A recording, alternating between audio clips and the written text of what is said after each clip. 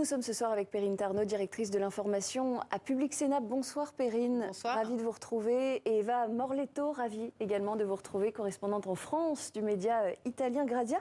Alors on va commencer par cette première dans l'histoire, le pape François qui est en Corse. Le programme de la journée était bien chargé. Il a déambulé auprès de la population. Il a fait une messe, il a participé à une messe en plein air. Et puis il s'entretient en ce moment même avec le président Emmanuel Macron. D'abord, quel est l'enjeu politique peut-être de cette visite papale en Corse? Je ne sais pas s'il y a un enjeu politique pour le pape François. On sait que le pape François aime bien la piété, il aime bien célébrer ce qu'on appelle la piété populaire, la piété chrétienne, les racines méditerranéennes, etc. Donc la Corse réunit un peu tous ces aspects-là. Il y avait un colloque justement sur les cultures chrétiennes méditerranéennes qu'il venait conclure.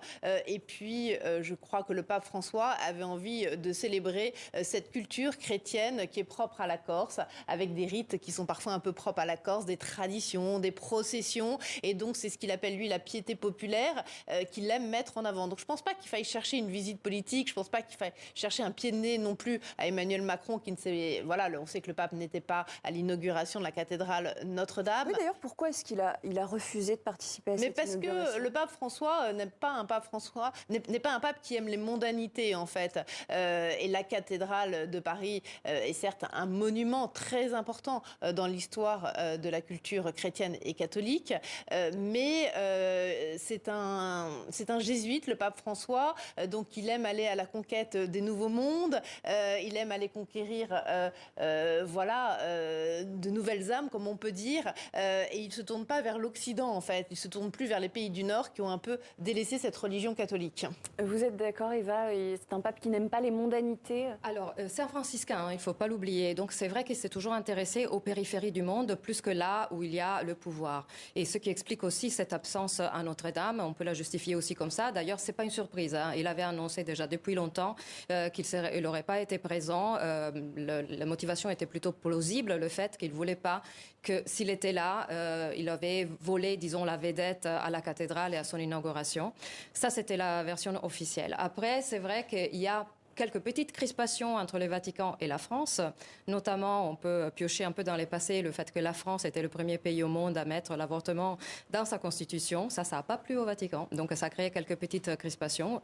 Là aussi, il y avait aussi la présence de certaines figures politiques encombrantes pour le Vatican le jour de l'inauguration de Notre-Dame, et notamment la délégation de Trump.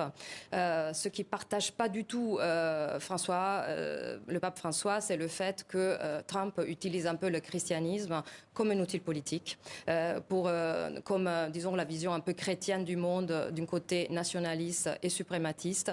Ça, il ne le partage pas du tout. Et également, il a vu peut-être en Macron le fait d'utiliser cette inauguration de Notre-Dame qui a été restaurée dans un temps éclair, un peu aussi comme un outil politique pour apparaître, redorer un peu son image. Donc ça fait pas mal d'éléments qui peuvent justifier le fait qu'il n'était pas présent. Alors en tout cas, il se parle en ce moment même, Emmanuel Macron et le pape François. On verra ce qu'il en ressort de cet entretien. Quel est le niveau d'entente entre les deux hommes? Il y a une certaine proximité entre eux ou pas tant que ça finalement? C'est la troisième visite du pape François en France. On se souvient qu'il était venu à Strasbourg au Parlement européen, qu'il était venu en 2023, je crois, à Marseille. Donc là, c'est sa troisième visite sur le sol français depuis qu'il est pape. Il connaît un peu Emmanuel Macron. Je pense qu'il parle certainement peut-être de la situation internationale. Dans un des messages que le pape a adressé aujourd'hui de Corse, il a parlé de la situation au Proche-Orient et notamment de la Syrie. Je crois qu'ils vont aborder aussi la situation à Mayotte après le terrible cyclone qui a touché l'archipel français et ce département qui est le plus pauvre de France. On sait que le pape François est très attaché aux figures, à tout ce qui touche les migrations en fait. Et Mayotte est quand même un symbole de ces migrations ici en France. Le pape avait déclaré cet été que vraiment repousser les migrants c'était un péché fondamental. Donc voilà, donc je t'imagine qu'il a dû tisser un peu ce style de dialogue avec Emmanuel Macron ce soir. Et Mayotte, d'ailleurs, c'est, on peut le dire, la première grosse crise que doit gérer François Bayrou, le tout nouveau Premier ministre. Oui, oui, en fait, ça tombe pas spécialement bien, cette première crise à Mayotte. Mayotte, qui est un territoire déjà fragile pour toutes ces questions liées à l'immigration des Comores, etc. C'est un vrai sujet sur la table. Ça fait partie des problématiques des territoires d'outre-mer. Le fait qu'il y ait arrivé un cyclone, là, on a un bilan qui est absolument provisoire, mais on peut pour l'instant, on parle d'au moins 14 morts, mais évidemment, on s'attend à ce que ça... Le préfet vient de dire que le bilan était certainement de plusieurs centaines de morts, mais qu'on aurait du mal à les dénombrer parce qu'effectivement, beaucoup de victimes habitent dans les bidonvilles. Et ça va être très difficile de retrouver les corps.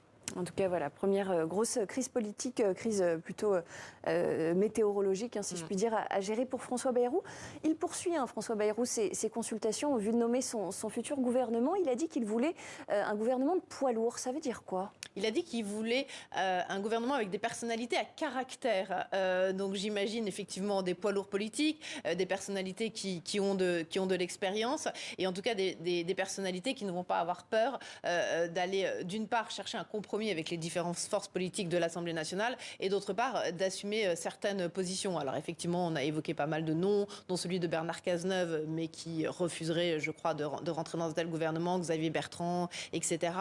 Voilà, il y a pas mal de noms qui sont sur la table, sachant que François Bayrou va tout de même devoir respecter dans son gouvernement un équilibre avec les différentes forces politiques qui vont le soutenir. Donc tout ça, ça complique un tout petit peu la donne. Ça complique la donne, vous êtes d'accord, Eva ? C'est pas complètement gagné pour François Bayrou ? Mais non, alors François Bayrou se trouve dans une sorte de triangle de Bermude effrayant, où à un sommet, il y a quand même cette situation du budget 2025 qu'il faudra à un moment approuver. Le problème, c'est que le même jour où il a été nommé Premier ministre, l'agence de notation Moody a baissé la note de la France, ce qui implique quand même une prudence accrue des investisseurs étrangers et d'autres impacts économiques.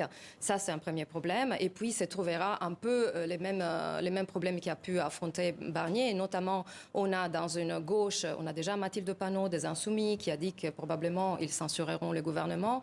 De l'autre côté, on a Olivier Faure qui a mis quand même certaines lignes rouges à pas franchir pour pour être solidaire du gouvernement, notamment sur la thématique de la loi immigration. De l'autre côté, on a quand même Bruno Retailleau qui, pour revenir au gouvernement, pour maintenir sa position, il exige cette loi sur l'immigration pour freiner le narcotrafic et le trafic d'armes.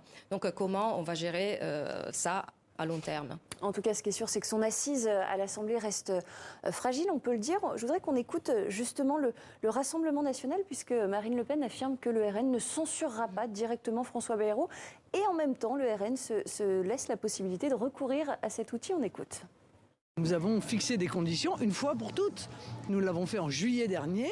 Nous avons dit clairement que le Rassemblement national est le premier groupe à l'Assemblée nationale, que 11 millions de Français lui ont fait confiance et qu'ils ont eu raison de lui faire confiance parce que nous sommes là pour défendre les options politiques qui sont les leurs. Donc si un Premier ministre ne veut pas entendre cela et en tenir compte, alors nous considérons qu'il y a une rupture en quelque sorte du contrat démocratique. Voilà, à propos de Marine Le Pen. Perrine, on a l'impression que le Rassemblement national accorde en quelque sorte une forme de sursis à François Bayrou, en tout cas que le parti a décidé de lui laisser sa chance. Alors déjà, Marine Le Pen va être la première reçue par François Bayrou demain matin à 9h à Matignon. François Bayrou a décidé de recevoir tous les groupes politiques de l'Assemblée nationale, d'abord par ordre numérique le plus important. Donc c'est le Rassemblement national qui arrive en tête. Donc déjà, il y a un petit changement de stratégie par rapport à Michel Barnier qui n'avait pas bien traité le Rassemblement national et Marine Le Pen. Là, elle sera reçue en premier. Donc déjà, il y a un petit changement de stratégie et de méthode. Et puis après, si les socialistes glissent vers le gouvernement de François Bayrou, ça peut changer la donne pour le Rassemblement national. C'est-à-dire que si les socialistes ne votent plus la censure du gouvernement Bayrou, la France insoumise plus le Rassemblement national, ça ne suffira pas pour faire tomber le gouvernement. Donc c'est peut-être là-dessus que va jouer François Bayrou, c'est-à-dire rallier à lui au moins le groupe socialiste. En tout cas, parce que les socialistes, ils ont quand même la ligne rouge, c'est que Bayrou et son gouvernement ne recourent plus au 49.3. Il peut gouverner sans 49.3 ? Alors effectivement, il y a ce changement institutionnel que certains souhaitent instaurer, c'est-à-dire pas de 49.3 et donc pas de censure.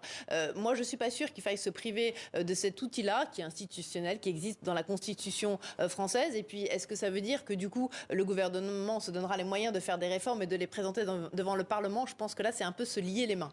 En tout cas, voilà, exercice d'équilibriste assez délicat en perspective pour François Bayrou. Je voudrais qu'on dise quand même un mot du choix de François Bayrou comme Premier ministre. C'est un moment peut-être de consécration politique pour lui.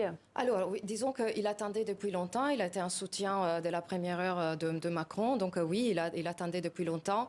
Après, est-ce que c'est le bon choix? Est-ce que ça peut être son moment politique?